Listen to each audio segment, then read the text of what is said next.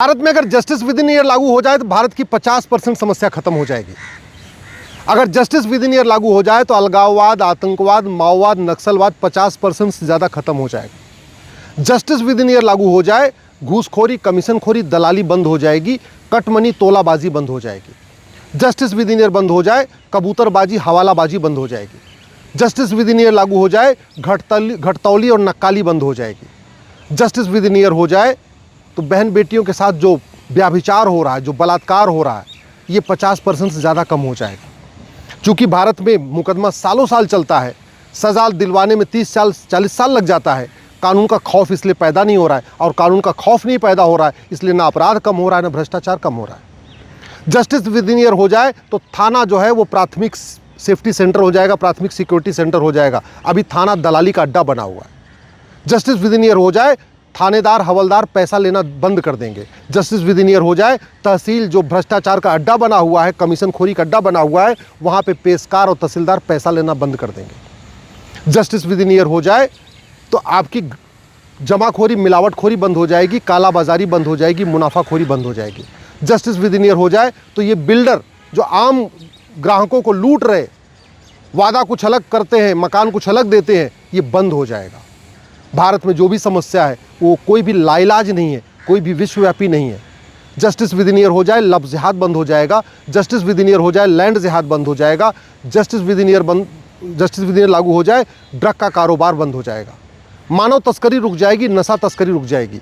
घूसखोरी, कमीशनखोरी के साथ साथ भारत में जो अपहरण का उद्योग चल रहा, फिरौती का उद्योग चल रहा, ये बंद हो जाएगा। 5 करोड़ मुकदमों के कारण 5 करोड़ परिवार टेंशन में है। अगर भारत में एक जुडिशल चार्टर लागू कर दिया जाए, पुलिस चार्टर लागू कर दिया जाए, एडमिनिस्ट्रेटिव चार्टर लागू कर दिया जाए, तो ये जो 5 करोड़ के जो केसेस चल रहे हैं ना, इसमें से 50% अपने आप ही खत्म हो जाएंगे, क्योंकि 50% केस फर्जी है। 5 करोड़ केस इसलिए चल रहे हैं क्योंकि फर्जी शिकायत करना कोई अपराध नहीं है, फर्जी FIR करना कोई अपराध नहीं है, फर्जी गवाही देना कोई अपराध नहीं है, फर्जी एफिडेविट फाइल करना कोई अपराध नहीं है। मुकदमे इसलिए बहुत लंबे लंबे चलते हैं क्योंकि हमने झूठ को गंभीर अपराध घोषित नहीं किया। झूठ पकड़ने के लिए नार्को पॉलीग्राफ ब्रेन मैपिंग कानून नहीं बनाया। कन्हैया लाल जिसकी हत्या हुई थी, हत्यारों ने खुद ही वीडियो बनाया था। 3 साल बीत चुके हैं, आज तक कन्हैया लाल के हत्यारों को फांसी नहीं हुई, जबकि जिन्होंने हत्या किया उन्होंने खुद ही वीडियो बनाया और वीडियो बना के रिलीज़ किया।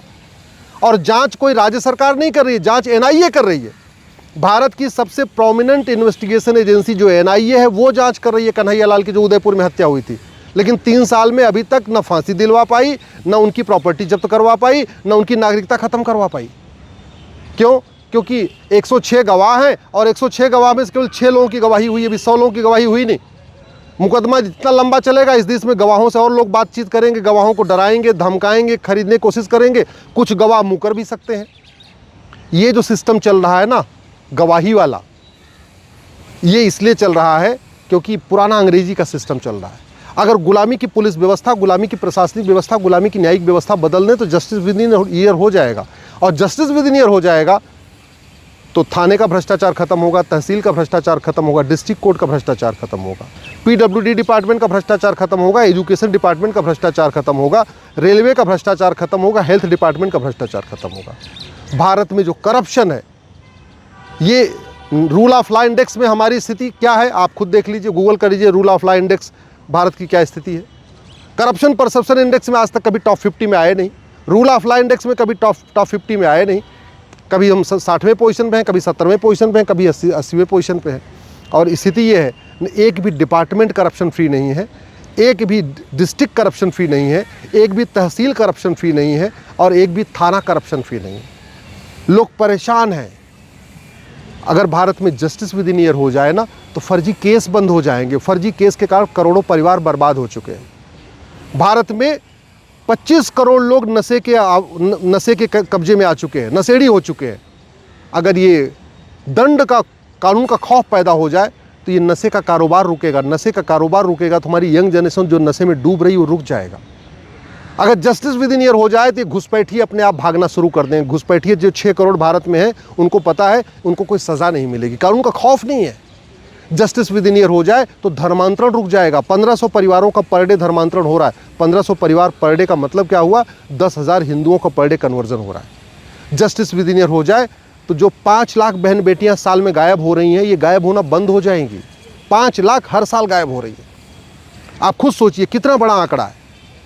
चाहे लव जिहाद हो, चाहे लैंड जिहाद हो, चाहे ड्रग का कारोबार हो, चाहे घुसपैठ हो, चाहे धर्मांतरण हो, ये जो भी कारोबार चल रहा है इसलिए चल रहा है क्योंकि लोगों में कानून का खौफ नहीं पैदा है। उनको पता है डिस्ट्रिक्ट कोर्ट में 10 साल मुकदमा चलेगा, हाई कोर्ट में 10 साल मुकदमा चलेगा, सुप्रीम कोर्ट में 10 साल मुकदमा चलेगा। क्या पता किसी को मानवाधिकार की याद आ जाए, मानवाधिकार की याद आ रही है, तो बुजुर्ग हो गया है, तो बूढ़ा हो गया, अरे तो 20 साल 25 साल पहले इसने अपराध किया था, छूट जाएगा। जापान हमसे इसलिए आगे है क्योंकि वहाँ कानून का खौफ है। सिंगापुर हमसे इसलिए आगे है, वहाँ कानून का खौफ है। अरब, दुबई, कुवैत, बहरीन, दुबई जो बंजर था, रेगिस्तान था, कुछ नहीं था 50 साल पहले, देखते देखते दुनिया का सबसे बड़ा हॉट डेस्टिनेशन बन गया। क्यों? कानून का खौफ है। चीन में लोग अपराध करने से पहले 10 बार सोचते हैं। क्यों? कानून का खौफ है।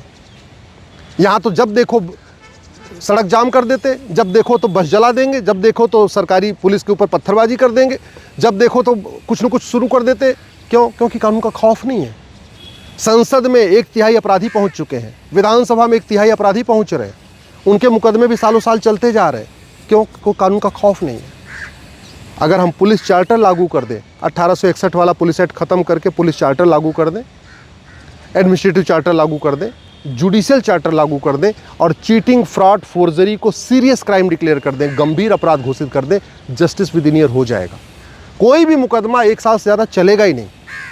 केवल इतना हो जाए कि फर्जी आधार बनवाना, फर्जी राशन कार्ड बनवाना, फर्जी ड्राइविंग लाइसेंस बनवाना, फर्जी वोटर आईडी बनवाना, फर्जी बर्थ सर्टिफिकेट बनवाना, फर्जी मार्कशीट बनवाना, फर्जी एज सर्टिफिकेट बनवाना, जो भी डॉक्यूमेंट कोई फर्जी बनाएगा उसकी नागरिकता ख़त्म कर दी जाएगी। इतना होते ही फर्जीवाड़ा बंद हो जाएगा।